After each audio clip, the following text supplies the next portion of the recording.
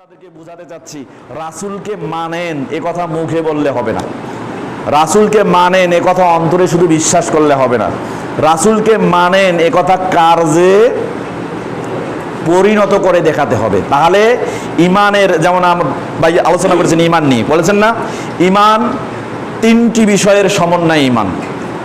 তাসদীকু বিল জিনান, প্রথম হচ্ছে ইকরারু বিল লিসান, জিহ্বায় স্বীকৃতি দিতে হবে, অন্তরে বিশ্বাস স্থাপন করতে হবে, ওয়াল আমালু বিল আরকান, এবং রুকুনের সাথে কি করতে হবে, আমল করতে হবে।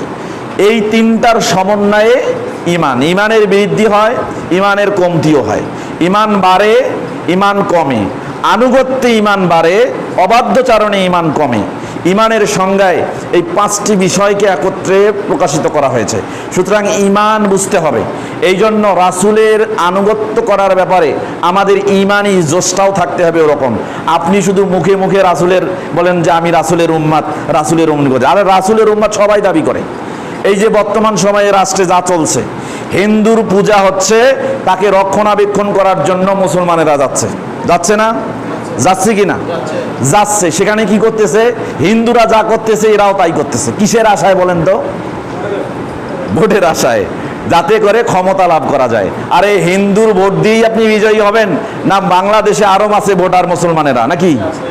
তো হিন্দুর ভোট ছাড়াও কি মুসলমানদের ভোট দিয়ে সংসদে যাওয়া যায় না? এই চিন্তা ভাবনা ওদের নাই।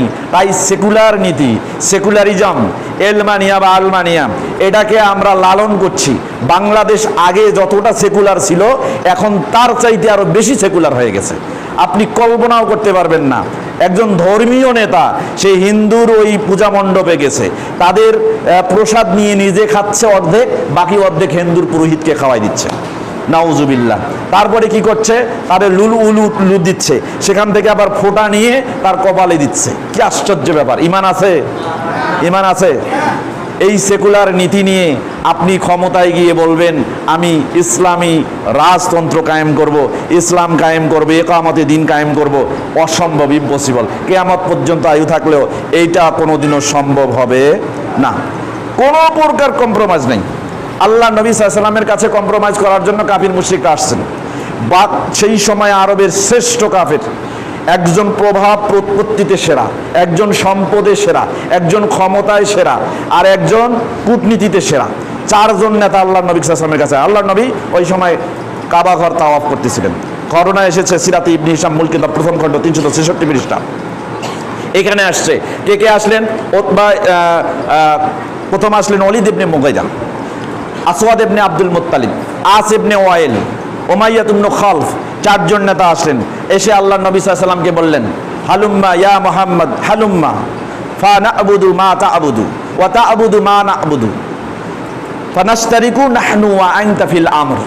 হে মুহাম্মদ, আসো, আমরা ইবাদত করব, তুমি যার ইবাদত করো, এবং তুমি ইবাদত করবে, আমরা যার ইবাদত করব।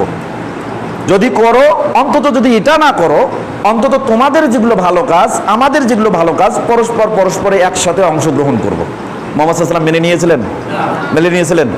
মানেন নাই। পরে প্রস্তাব দিল যে মুহাম্মদ ঠিক আছে, এটা বাদ, 1 বছর তোমার মাবুদের ইবাদত করব, পরের 1 বছর তুমি আমাদের মাবুদের ইবাদত করবা, যারটা ভালো লাগবে তারটাই সেরা, তারটাই সকলে মিলে আমরা পালন করব। মানছে?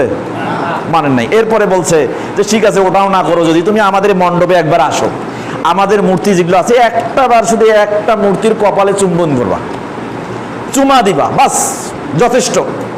আল্লাহ নবী মেনেছেন? এরকম ইতিহাস কোনোদিন শুনেছেন? নাই, করেন নাই। তারপরে শেষে প্রস্তাব দিল মুহাম্মদ সাল্লাল্লাহু আলাইহি ওয়াসাল্লাম, যদি আপনি সম্পদ চান তাহলে আরবের সমস্ত সম্পদের মালিক আপনাকে করে দেওয়া হবে। আমরা নাজিদকা মিন আগনাইনা, আমাদের মধ্যে সবথেকে ধনী বানিয়ে দেব আপনাকে, সবথেকে ধনী হবেন আপনি। যদি আপনি কোনো স্ত্রীকে বিবাহ করতে চান তাহলে আমাদের সবথেকে পরমা সুন্দরী যে নারী আছে তার সাথে আপনার বিয়ে দিয়ে দিব। আপনি যদি ক্ষমতা চান, আজীবন আপনি আরবের সর্বোচ্চ ক্ষমতায় অধিষ্ঠিত থাকবেন।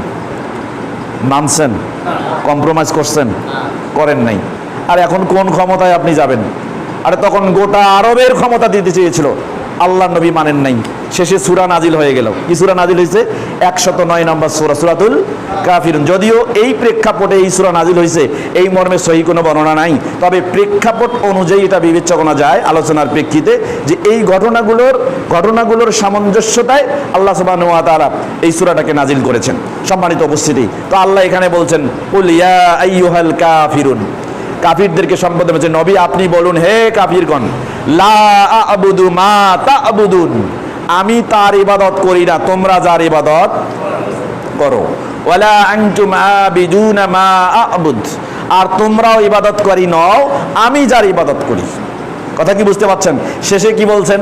লাকুম দীনুকুম ওয়ালিয়া দিন, তোমাদের দিন তোমাদের, আমাদের দিন আমাদের। তাহলে বোঝা গেল আল্লাহ নবী সাল্লাল্লাহু আলাইহি সাল্লাম কোনো বেদিন, ইসলাম বিদ্বেষী কোনো বেদিন লোকের সাথে কোনো প্রকার সমঝোতা করেন নাই। আর এখন আপনি বেদিন, হিন্দু, খ্রিস্টান, ইহুদি, বৌদ্ধ, বাংলাদেশের অন্য বেজাতি বেধর্মের লোকগুলার সাথে কম্প্রোমাইজ করে আলোচনা সাপেক্ষে ক্ষমতায় যেতে চান, আবার যেতে ইকামতে দিন কায়েম করবেন, এটা কোনোদিনও সম্ভব নয়। সম্মানিত উপস্থিতি, এজন্য আমাদেরকে পুরোপুরি অনুসরণ করতে হবে কার? মুহাম্মদ রাসূলুল্লাহ সাল্লাল্লাহু